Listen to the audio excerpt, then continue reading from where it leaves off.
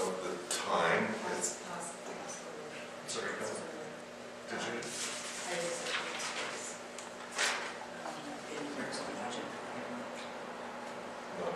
No. Okay.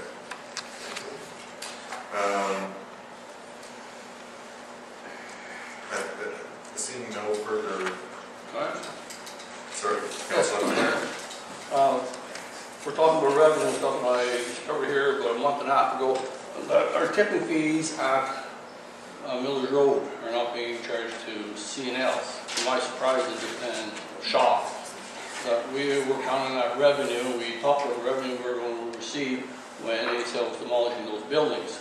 To find out when I was down there one day, paid my $10 tipping fee, that C&L were paying no tipping fees. And we're talking tens of hundreds of thousands of dollars probably. And I don't know how long this has been going on for, but what are we going to do to recover those costs and those tipping fees? Like, we should, as taxpayers, should not be subsidizing the contractor at ACL that's filling their bottom line with our tipping fees that we need to operate that landfill site. Why haven't we been charging them tipping fees that we have all along? And what are we going to do to recover that money? Because that money belongs to the taxpayers of Deep River. Thank you. I don't want to get into that. I understand. Sorry, I'm not trying to dismiss the question. I think it's a fair question. And I'm not sure. I will ask staff if they have any comment on it. I would only note that I know there's an issue before the Planning and Public Works and Planning, whichever way that goes,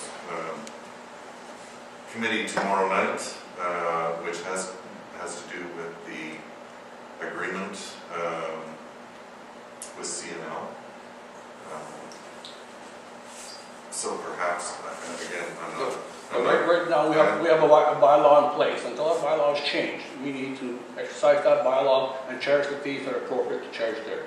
When I was down there, I'm discovering, I think the truckloads are $160 a truckload, and they say there's an average of 3 truckloads coming in a day for a week, sometimes less, sometimes more. When you do the calculation, I don't know if this has been going on for a year, 6 months, 3 years, or whatever. I kind of believe it went on for about three years. They haven't been paying any tipping fees from the email I received. So we're talking about tens of thousands of dollars or hundreds of thousands of dollars that we've been giving away that belong to the taxpayers of Deep River. We have a bylaw, we need to enforce it until it's changed. If you want to change it, that's fine, but now it's in place, we need to enforce that and recover those costs that belong to the taxpayers of Deep River, and I'm one of them. And I was ticked when I went down there, I put my $10 in to find out that I said, gee, we're making a lot of money from Macy over the last couple of years. Also, no, they're not paying no tipping fees. I was shocked. Mr. McLaren, this isn't to oversee what you said, but my biggest concern with our committee structure, and I am new, is that, you know, we have lots of people, councillors, who have issues with that like this. Can we not make a special meeting for, like, I know that it's supposed to be placed on the regular agenda for the 23rd, and then the public consultation is just before our council meeting.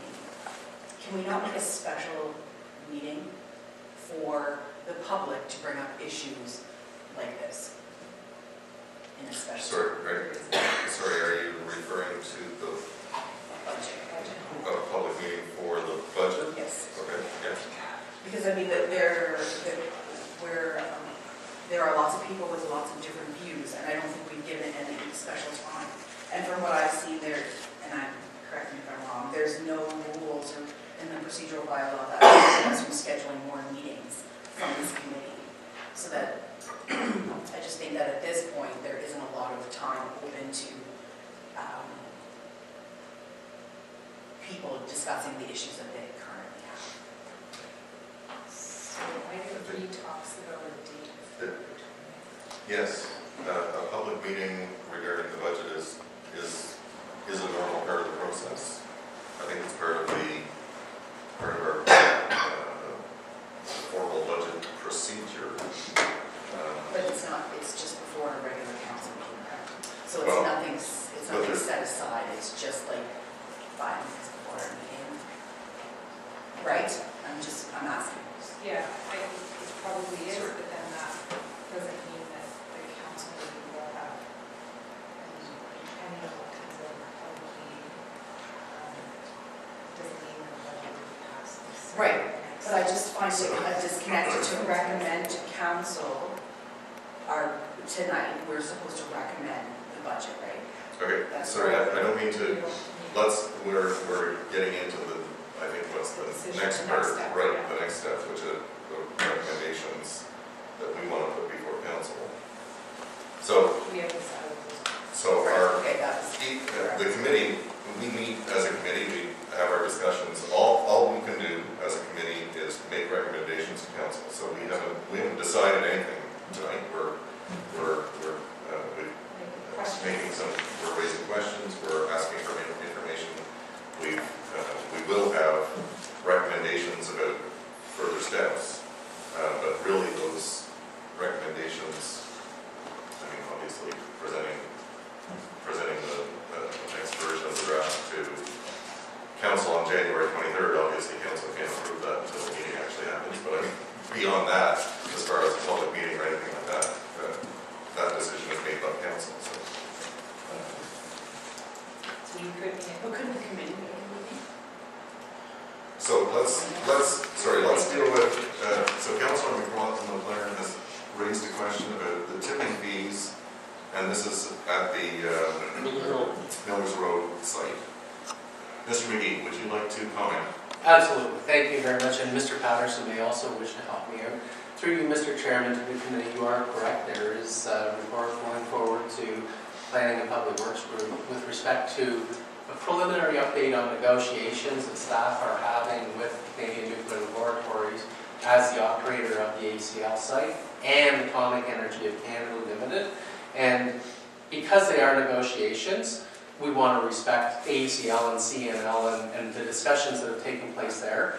But I think Councillor McLaren raises a good point. The no tipping fees for Atomic Energy of Canada Limited, who is actually the owner of the property, have been in place as long as current staff have been employed with the town of Deep River. Mr. Patterson joining the town prior to me joining the town in 2014. There are a number of areas with respect to waste management where we see opportunities for improvement, Miller Road being one, and Mr. Patterson will confirm that as part of the current fee structure, if you take construction and demolition waste to Miller Road in a car or a minivan, you aren't compelled to pay any fees for disposing of that.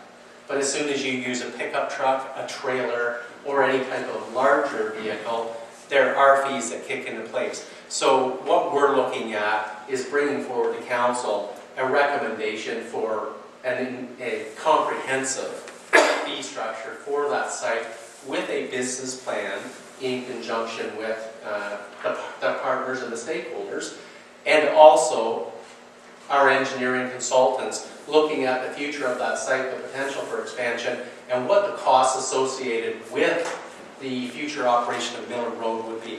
And Mr. Patterson, if I've missed anything, please feel free to enlighten me. Thank you, Mr. McGee. Mr. Chairman, through you to committee, I think that the important part of it is the report going to Planning and Public Works meeting tomorrow evening is primarily about the lease agreement, but as part of that, it's the whole picture in terms of our relationship with ACL and CNL as it relates to Miller Road. So there's information in there about potential expansion, there's information in there about post-closure costs. It's a larger discussion. I think that's important to note. I think another thing that's important to note is, to my knowledge, CNL has, or ACL has never paid tipping fees at Miller's Road. Historically, it's not something anybody looked at because all they ever took there were some truckloads of pallets every now and then. And they actually didn't get landfilled there because there's a person who goes to Miller's Road regularly who likes to burn pallets. So they get set aside and then taken away. It's just over a year now that they started bringing significant C&D waste to us. And during that time, there has been ongoing discussions, although not frequent discussions, but ongoing discussions with them about the lease agreement. And in those discussions, at no time has there ever been any discussion to say that, you know, the idea of some kind of, some form of compensation is off the table. That certainly has never been the discussion, and just the opposite has been the discussion generally. What form that takes is not matured in the discussion at this point, and the discussion is still in its infancy. And I think it's important that I think tomorrow night's meeting is going to do a great job of trying to provide a little bit more focused energy in terms of where council wants to go with this discussion with CNL in terms of an agreement around that site, and as it relates to the fee structure in general as well is another part of it. So for the non-CNL side or the non-AECL side. Can I comment on that? We do have a bylaw in place, as Mr. McGee has stated. People do pay for what they bring in. CNL has no exclusion where they should not be paying themselves. And I question whether ACL or CNL, we may call them at the time, have always paid different fees or paid different fees. The discussions they've had, which has come to new, I don't know how they started this discussion. They've never been authorized to make any discussions with the ACL or CNL. They've given no direction from council to do that. My understanding is they've had 3 meetings in 3 years. You call that discussions. So now they're trying to cover, because I discovered by accident that they're not paying tipping fees. Can I go down with my truck and not pay tipping fees? Why not? If ACL can do it, they're bringing in huge truckloads of stuff. They're filling up our landfill site, and the idea of the fees are to pay for the closure of the site, to pay for the ongoing maintenance of the site and stuff. And yet we're turning away hundreds of thousands of dollars. And we're asking the taxpayers to absorb that. Okay, Councilor McLaren, thank you. I think we've heard a response from staff. I think that it's part of an ongoing issue for council to consider. Obviously, the committee meeting tomorrow night is part of that. I believe there was some, I don't know if there's direction, or I believe there will be something further coming to the January 23rd meeting of council. Is that correct? On Miller Road, it's on the agenda. Yeah. Okay, thank you. I would just